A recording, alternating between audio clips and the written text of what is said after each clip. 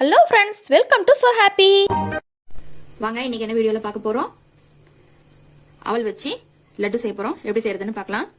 அதுக்கு முதல்ல ஒரு வாணலி எடுத்து அடுப்பை பற்ற வச்சுக்கலாம். நான் ஒரு கப்பு அவல் எடுத்திருக்கேன். லேசா வறுத்துக்கலாம். ரொம்ப செவக்க விட வேண்டாம். அடுப்பு லேசா சிம்ல வச்சுக்கோங்க. லேசா வறுபடட்டும். அவ்வளவுதாங்க. ரொம்ப சவக்க வறுக்கணும் அதனால இல்ல, சும்மா லேசா ஓரளவு வறுத்தா போதும். எடுத்துக்கலாம்.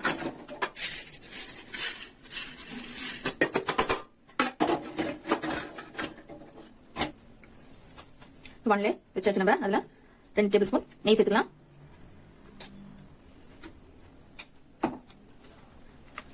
அது கூட ஒரு 20 முந்திரி பருப்பு எடுத்து நான் இந்த மாதிரி வச்சிருக்கேன். வேணும்னா இங்க பொடியா சின்னதா உடைச்சுக்கோங்க. நான் இந்த அளவுக்கு வச்சிருக்கேன். அதை சேர்த்துக்கலாம். ரொம்ப கருது விட வேண்டாம். இது கூட நான் தர்பூசணி எடுத்து வச்சிருக்கேன். அது வந்து ஒரு 2 டேபிள் ஸ்பூன் அளவு தான் எடுத்திருக்கேன். அதையும் சேர்த்துக்கலாம்.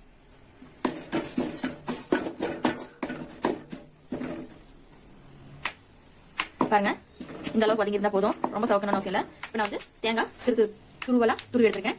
அவள் ஒரு கப்புக்கு தேங்காய் ஒரு 3/4 கப் எடுத்துக்கிறேன். அதையும் சேர்த்து நல்லா வறுத்துக்கோங்க. அப்பதான் நம்மளுக்கு கெட்டு போகாது. தேங்காய் அப்படியே பச்சையா போட்டோம்னா கெட்டுடும். நெய்யில வறுத்து போடும்போது கெடாது. பாருங்க, அடுப்பு சிம்லயே வச்சுக்கிட்டு நம்ம இதே மாதிரி வறுத்தரணும். அவ்வளவுதான்.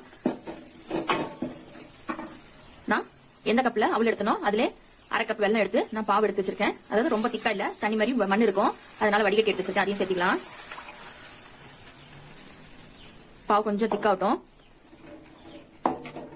அதுக்குள்ள நம்ம எடுத்து வச்சிருக்கிற இந்த அவல் வந்து மிக்சியில போட்டு பொடி பண்ணி எடுத்துக்கலாம். ரொம்ப நைஸா இல்லாம கொஞ்சம் கொரகொரப்பா எடுத்துக்கலாங்க. பாருங்க, இந்த அளவுக்கு கொரகொரப்பா இருந்தா போதும். ரொம்ப நைஸா பொடி வேண்டாம். நம்ம இதை அதுல சேர்த்துக்கலாம்.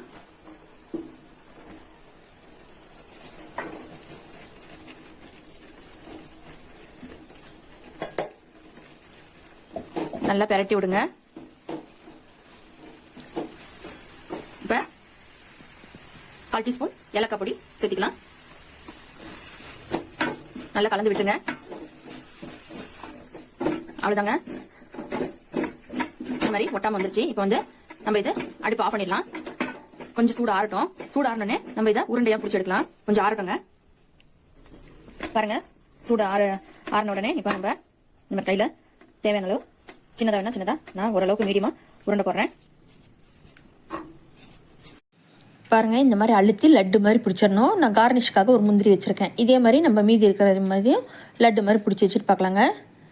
பாருங்க, நான் எல்லாத்தையும் பிடிச்சி எடுத்துட்டு வந்துட்டேன். அவ்வளோதாங்க. சட்டன் ஈஸியாக ஒரு 10 நிமிஷத்தில் நம்ம செஞ்சிடலாம். ரொம்ப நேரம்லாம் டைம் எடுக்காதுங்க. குழந்தைங்களுக்கு நல்ல ஹெல்த்தியாக ஆரோக்கியமானதாக இந்த மாதிரி அவல் வச்சு சூப்பரான அருமையான லட்டு செஞ்சு கொடுங்க. விரும்பி சாப்பிடுவாங்க. ஈவினிங் ஸ்நாக்ஸாக கூட நீங்கள் செஞ்சு கொடுக்கலாம். இதே மாதிரி நீங்களும் செஞ்சு ட்ரை பண்ணி பாருங்கள். இந்த வீடியோ உங்களுக்கு பிடிச்சிருந்தா லைக் பண்ணுங்கள், ஷேர் பண்ணுங்கள், கமெண்ட் பண்ணுங்கள். மறக்காமல் நம்ம சோ ஹாப்பி சேனலை சப்ஸ்கிரைப் பண்ணிவிடுங்க. தேங்க்யூ.